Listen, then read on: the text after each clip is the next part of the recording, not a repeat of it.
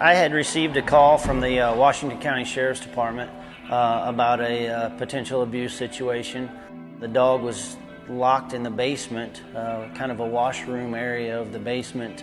No food, no water. He had been down there for several days, extremely underweight, and he appeared to be injured to some capacity. At that point in time, he just looked like he was potentially paralyzed from about mid-back down. Since it was so late at night, we took him to the emergency clinic.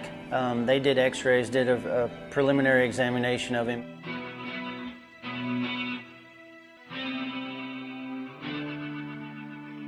We could tell that the animal had been shot probably down both sides. He had buckshot on both sides of his body, including the front, so he may have been shot multiple times.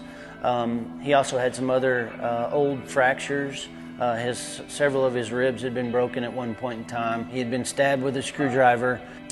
The major thing that we found out was that he did have some kind of paralysis from about where our hips would be down. Shortly before I got involved with the case, the owners of the dog, we wanted to try and kill the dog. They did run over him with a minivan and didn't succeed in killing him, but they did leave him in the yard basically to die. The neighbors actually complained to the owners of the dog about the dog howling in pain in the front yard. At that point in time, the dog was drugged down into the basement where I ultimately found him.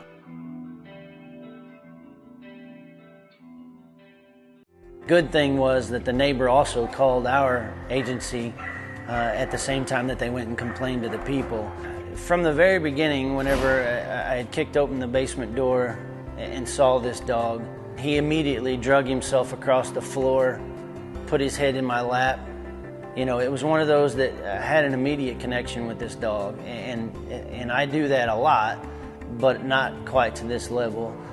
To have been through the abuse that he suffered at the hands of people, he was just an awesome dog who didn't seem like he harbored any ill will towards people at all, and he just does not have a mean bone in his body.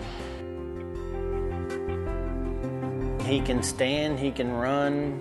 You know, his muscle mass is grown considerably since he's left the shelter. He does have some paralysis of his back end. He still doesn't have the control of his bowels. He wears a diaper when he's out of his kennel. We've got some acreage, and he goes for a run every day, chases the horses, chases the cows. He's living life of a dog.